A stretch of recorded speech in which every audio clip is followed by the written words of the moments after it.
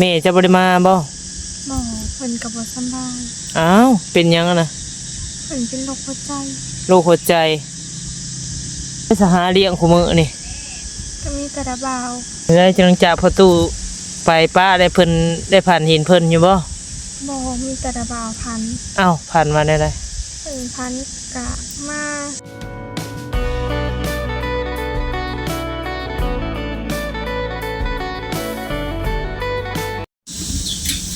กับทักทายสบายดีเด้อพ่อแม่พี่น้อง FC เบิร์ดสุขสู่คนก็ยินดีต้อนรับเข้าสู่ช่องสนวนสายลุยอีกแล้วพ่อพี่น้องมาพบกับพ่อสนวนวันนี้เนาะทางสนวนกะเดินทางมาหาทางน้องอูทัยเพื่อนเนาะพี่น้องเนาะตั้งแต่พอตู้แล้วเสียชีวิตเนาะพี่น้องเนาะแต่เมื่อส่งสการทางสนวนกับบริมาเนาะพี่น้องเนาะย่างเวียไปพี่น้องกับมือที่ว่าทางสนวนมือที่ว่าพอเฒ่าเพิ่นสิ้นใจมือที่ว่ายังบ่ได้เอาพอเฒ่าเพิ่นไปทางสนวนได้มากินทานน้ำเพิ่นโยเนาะพี่น้องเนาะทางเมเฒ่าเพิ่นก็ได้โมบุญโมทนานำสาวนวลละเนาะมือบุญได้ให้มาแต่มือนั่นกับทางสนวนก็โอ้ยพี่น้องเนาะ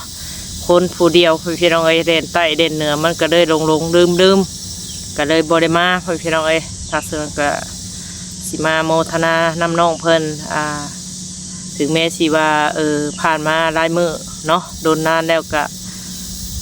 ทางสนวนก็บ่ได้ลืมเนาะพี่น้องเนาะวันนี้ก็มีโอกาสได้มาแวะเยี่ยมยามทาง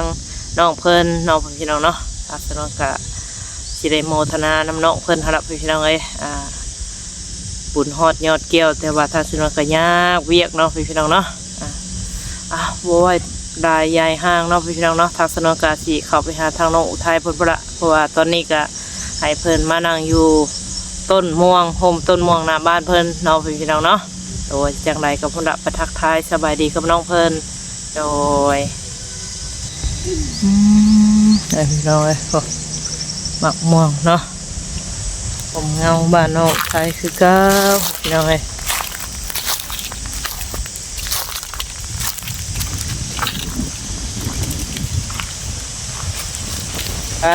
นายยามบ่นี่ผูก3 โตพวกสบายดีเด้อน้องอุทัยทางสาวไร่ผูกมาทำกันมานี่พี่น้องมีโอกาสมาเยี่ยมมายามทางน้องเพิ่น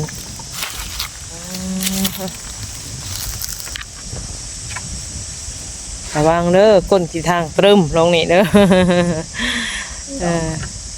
มันโลกโตจะบ่ละแม่ออกมาจากต้นมันนั่นได้เขียงผลเขียงอย่างเนาะจังได้เมื่อนี้บ่ได้ไปทางใดบ่ได้ไปบ่ได้ไปเฮ็ดเวียกเฮ็ดงานบ่สวกนี่ไปก็มีใครอยู่นำแม่เฒ่าต้องเบิ่งเราอีกมีใครไปซื้อยาซื้อยังให้น้องน้องเป็นไข้แม่เฒ่าเป็นหยังน้องเป็นไข้โอ้ไปก็มีใครไปกันนี่อยู่แต่น้องเฮากับแม่เฒ่าปกติยังบ่มีพ่อเฒ่าเนาะมือใดก็ฮิตบุญนำพ่อเฒ่านะดื่มได้ล่ะเฮ็ดนะเอาลงวันคานเฮ็ด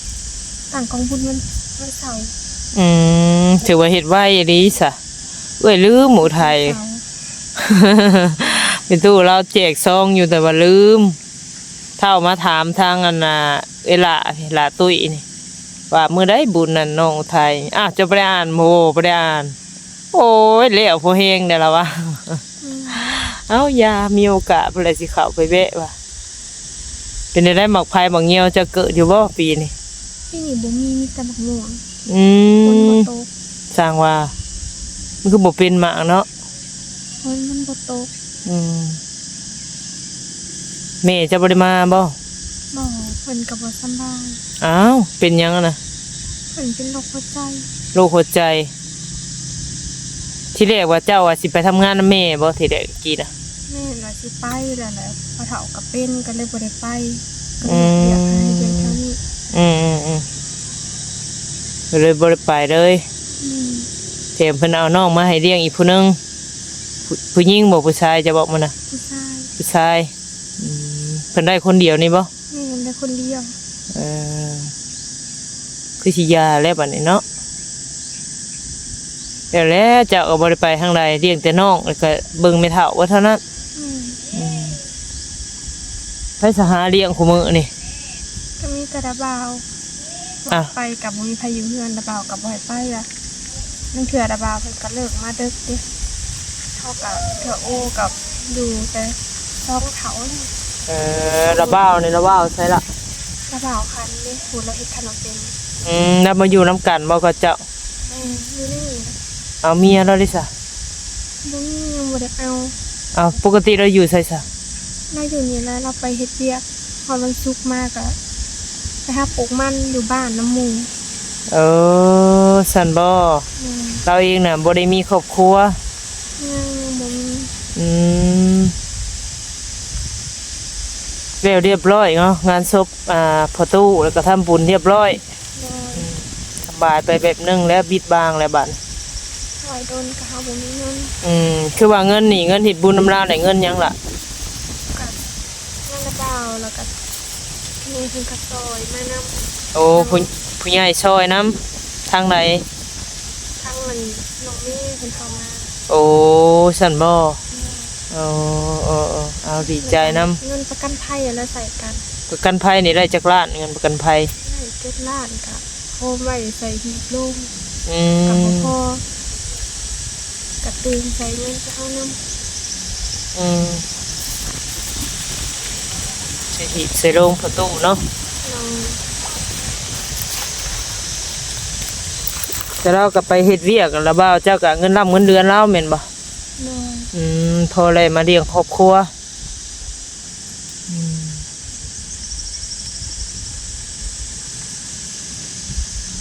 เป็นไรจังจากประตูไปป้าได้เพิ่นได้ผ่านหินเพิ่นอยู่บ่ บ่มีแต่ระบาวพัน อ้าวผ่านมาได้ได เพิ่นพันกะมาเท่าเพื่อนนี่แหละ อื คือ ม เคยเพิ่นมา หึ คือเคยแบบเพิ่นอยู่แถวเพื่อนอยู่แล้วเพิ่นก็ โอ้เห็นนั่นบ่ ร้าน โอ้ถือว่าเราก็อยู่แถวนี้เบิ่งลูกเบิ่งหลาน น้อง อืมแล้วก็ต้องคุมพันผู้นั้นเนาะ น้อง ถือว่าบุญมีได้ระบ่าวนี่คือเป็นน้องชายของแม่แม่นบ่ น้อง อืมแล้วเป็นครูเหรอว่า แม่มาเป็นครู เงินเดือนได้บ่ละ2-3 ล้าน กะเดือนละล้าน2ล้านเพิ่งเรียนเพิ่งสอนเพิ่มนำ อืม ทางเงินเดือนสอนก็มีแตลาดป้าย อืมล้านปลายงามขึ้นในน้องอุทัยนี่ งามขึ้นแล้วบัดนี้อายุเท่าไรแล้วล่ะอันเดี๋ยวนี้ 18 18เลยตอนนั้นเพิ่นมาสวยมันยังจะอายุเท่าไร 16 17 แม่นบ่โอ้นี่18เลยนึกว่าเป็นสาวโรงงานนะบ่ได้ไปทางใด ช่วงนั้นเลยกระเถาคนเป็นแห้ง อืม เป็นไปบ่ได้อยู่กันมีให้ออก อืม ออกมาเพิ่งแล้วเผากับบ่อยู่ได้บ่มีไผทางเถื่อกะมากินข้าวเพื่อนกันอยังไงกะฝากเงินไปซื้อของกินแถวลาวกับมากะค่ำแล้ว อืม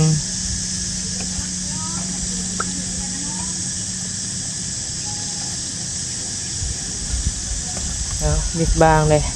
หมดเคราะห์หมดเข็นแล้วบาดนี้คือว่าได้เรียนติดเนาะเจ้าก็ได้ อืม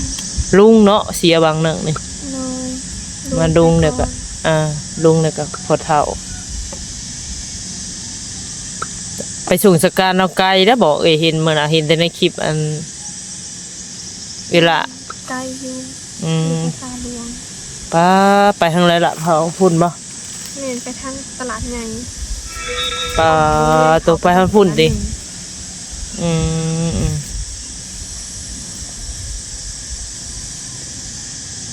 คือว่าอีหล่าก็ไปเก่งนี่เราก็ไปทางพุ่นไปทางตลาดอันใหญ่ตลาดสามัคคีไซบ่ ไปมันสิมีโรงเรียนแล้วมันสิไปทางเมืองชาโรงเรียนไปถึง เจ้าว่าเคยไปอยู่จ้าเคยแต่ไปตั้งแต่หลายปีแล้วตะกี้มาอยู่สวรรค์เนาะอยู่น้ำสิริกสาวนี่แหละเคยไปส่งสการให้อยู่คนไทยสวรรค์เนี่ย ที่ว่าหมุนเวียนก็ขึ้นมาสิไปทางเหนือบ่ลืมแล้วแต่เหินโดนนาน ไป แล้ว อยู่พอไปเอาวันทางสีพันดอนแล้วก็มีแต่ภาษาหลวงกลับไป เพราะว่าเพิ่นเคลียร์เบิดเฮาตายถ้าใครพาลง เพิ่นเคลียร์พื้นที่เห็นบ่ แม่น เท่าไรเคลียร์ฮะ เพิ่นเคลียร์เองกับหมู่ว่าเท่าใด เออโอ้พวกอันน่ะหีบโลงเพิ่นเคลียร์เอง เลย โอ้เจ้าถาสิจ่ายเงินน้ำเพิ่นได้เสียอีกซะเนาะยังหมาเจ้านี่ อืม ก็ติดผู้เจ้าได้อันหมานี่คือพันธุ์อีหยังวันอันหน้าเพิ่นน่ะสัตว์คล้ายๆพันธุ์เตี้ย แม่ก็ซ้ำนี่แหละ แม่เพิ่นนะ พอมันเข้าพอมา3ตัวเหลือตัวเดียว อืมเป็นอะไรไปเซเบิร์ต มันตายเด้ โอ้ ใหญ่บ่แบบมันหันแล้วใหญ่เพราะกลัวชีวิตแล้วมันก็ตาย อืมติดเชื้อเนาะติดห่าถ้าอยู่เฮือนนั่นเราก็เนาะ เนาะ กินหยังแต่ละมื้อน้องไทย จะกินไปเลยเธอก็ทอดปลา ปลาไปสอนอยู่ว่าคุมื้อนี่ กับไปอยู่กับมุ้ยไปกับมุ้ยคนสอนนำสอนสวิงกับบ่ได้ร้ายแล้ว ย่านบ่ นี่ อืมบ่อนเก่าหั่นแหละย่านได้เป็นสาวแล้วเนาะไปเฮ็ดงมเงียมหัวทั้งมาข้างหลังเฮ็ดแนวไร ย่านแล้วอ่ะแต่เก่ายังไม่เฒ่าไปนำแม่นบ่หากินหาอยู่แถวนี้แหละแมงลักแด้ได้บ่มีบ่เดยวนี้ มันดับมืดนะตอนช่วงนะตอนพอเฒ่าเสียนะมีลายอยู่เขามาเก็บในก็บ นี่เป็นมันก็เบื่อไปแล้วแม่นบ่ นี่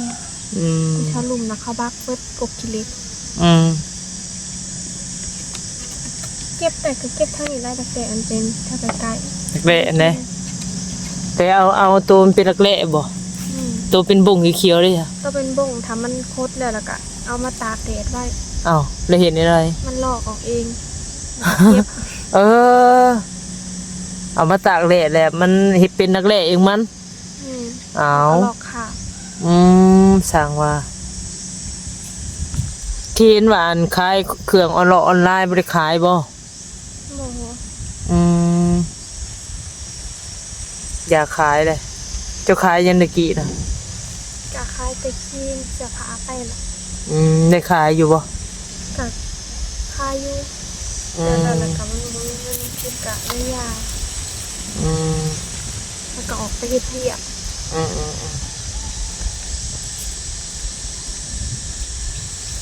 อย่างแรกก็รู้สึกเงาๆนิดนึงนะเนาะพอเฒ่าแต่เก่าเราโอ้ยแข็งแรงแท้จุกจวยแถวนี่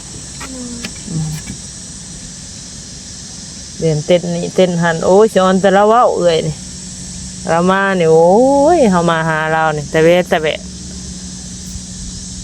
ถ้ามีหมากไม้บ่มีหมากหยัง หมากมีเนาะปีน่ะนี่ก็เป็นบ่ลาย เราถามเมื่อยเอาบ่สำหรับเอาบ่โอ้ยจะสิให้เขาบ่ประตูให้เอาบ่ถ้าว่าเอานี่ไปหาแล้วจับไม่เสพยังไปโอ้ยเอ้ยเสียออนน่ะนะเสียออนเราเสียออนน้ำใจเราได้เต้นดองแต่แบะแล้วเบิดอายุเลยบ่ว่าไผแต่ว่าไปก่อนไปหลังซื่อชีวิตของคนนี่จุดจบก็คือแล้วชินใจแล้วก็แล้วเนาะความเหตุความสักก็ยังอยู่เป็นคนนี่แหละลมตายหายจะกับบ่ได้มีหยังไปเตะโตเฮาถ้าคิดแล้วว่าอยากหาอย่างเนาะน้องไทยใครจะอย่าคิดเห็นมัน มื้อนี้ก็เอื้อยก็สิอันนั้นแหละมาโมบุญโมทนาแล้วบุญฮอดยอดเกี่ยวบัดยากเวียกยังหานปริมาล่ะมีแต่บอกไม่เท่าเด้อเราก็สิว่าอยู่บ่จ๊ะกะซองโตเขามาโมกะยังข้างลายอยู่จักไผนี่ก็บ่ฮู้ สั่นบ่มันเถื่อคือได้กะข้าวเวียกเพราะว่าช่วงนั้นมันกับ เป็นมือเขาเฮ็ดเวียกอะนะ อืมอืม วันเสาร์ก็เขาเฮ็ดเวียกก็เลิกดึก คนแถวใดที่แบบเป็นนั่นน่ะสายบุญบ่ด้วยว่าแนวใด ก็คนธรรมดาเฮาเนี่ย อื คน ม รู้จักหนึ่งเคยกับเรามา อืมอืม ใครหูกับมาใครบ่หูกับบ่มา อืมก็คือว่าเอาแหละเนาะผู้ดึงผู้เคยแล้วฮอดกันเลยเด็กบ่ได้มาคือว่าเอาเนี่ยมันยากนี่กับว่าไปนี่ไปหันแบบบ่ได้เบิ่งซาอันใบอันซองอันนั้นน่ะนี่ทักหาคือไอ้เว้าได้ทักหาหมู่คืออีหล่ะอันเนี้ยเราก็มาหาชุมเจ้าเนาะมื้อบุญเรามาแล้วว่ะ มา อืมกับมือเดียวกันหาแล้วมากินทานน้ำปลาเถาแล้วก็พากันเมื่อแล้ววันนี้เราโอ้ยบาดื่มแล้วเท่าเดียวไปเห็นช่องเก็บไว้อยู่ดังตุเสร็จถามเขายังไม่ได้อ่านเลยว่ามันทีเท่าไรค่ะโอ้ยเสร็จเอื่อยกันละก็เลยว่าโอ้สิกายแต่ละว่ะโดยเสร็จถามเวลาล่ะโอ้ยบิดได้สาวนวลเลยว่ะโอ้ยยาแล้วว่ะบัดเขาหาน้องเพิ่นไปแล้วว่ะบุญหอดยอดเกี่ยวแต่ว่าตัวเองก็ยากว่ะโมทนาบุญน้ำลาวว่ะน้ำดังก็ได้แหละเนาะอุทัย ยังได้บุญหลายแล้วมันโฮมนะ เจ้าก็ใส่บาตรยัดพกไปให้เราเฮ็ดต้นเฮ็ดกันให้เราอยู่บ่ล่ะ เฮ็ดให้เราอยู่ อืมมือวันศีลวันพระก็เฮ็ดให้เราแน่จัก10,000 20,000ก็เฮ็ดไป มีแต่ส่วนหลายก็เฮ็ดแต่อันจริงงาน ชิ้นใหญ่ จริงใหญ่พร้อมมีคนหลายได้เฮ็ดต้น อืมอืม จริงแปดบ่มีคนอยากเฮ็ดมีแต่เฮ็ดผ้าขาว อืมอืมจังใดก็สิเอาเงินให้บุญเฮ็ดทานน้ำลาวใส่บาตรยัดพกแล้วล่ะเด้อโอ้ยเนาะจะไอ้เทเงินก็ได้เอาละ50,000กีบได้ เจ้าไปใส่บาตรยัดพกกะนั้นบอกเราเด้อ โดย คิดบุญกุศลให้เราหั่นล่ะให้ฮอดให้ถึงเอื้อก็มาสุดท้ายมุ่ง เป็นยัง โดยพวกเขาเมถาวน้ำเนกบ่ได้เข้าหาเราใช่ไหมเรานั่งนอนอยู่พุ่นตีในพวก แม่อยู่กับทอนน้อยนั่นสบาย เป็นไข่ ไปใส่กะถ้าบ่เห็นคนแล้วก็ให้ อื จัน ม ปะ อืมเอาไปตลาดก็หายจนมา ให้น้ำไผ่ให้น้ำเจ้านะ โดย โอ้ติดเจ้าแล้วนี่ค่ะ บ่เห็นรถก็ย่านแต่นี้ปะ โอ้ยถือว่าเจ้าเป็นแม่แล้วจ้ะ ปากได้แล้วบ่ ได้แล้ว โอ้ได้จักปีก็น้อง 5 ปี โอ้ยมันก็ใหญ่แล้วซะละจือแล้วเนาะโอ้หาเอื้อยบ่คือเอิ้นแม่ เอื้อยและเอื้อยก็ยังบ่ออกคักลิ้นแข็งเด้ โอ้ดินแข็ง เดี๋ยวไก่สัตว์ แม่ก็โทรมาดูอยู่ว่าแม่เจ้าอ่ะ โทรมาอยู่ คือกันบอกกับเจ้าแม่เจ้าน่ะ คืออยู่ คืออยู่ บ่ซ้ำเอื้อยกับน้องบ่ ในตลาดเขาก็ว่ากับน้อง โอ้เราก็ยังหนุ่มอยู่นี่น่ะ มันหนาอยากคือกันเลย โอ้สมัยรุ่นหลายเนาะ เนาะ ถือว่าเราไปอันประเทศไทยก็ได้แต่อันน้องเจ้าผู้เดียวนี่ ให้ รวมแล้วก็3 คนแม่นบ่ ทาน เอเอาหมูยังหลายสามมื้อนี้ก็เอ้ยก็นั่งโอล้มน้ำแล้วก็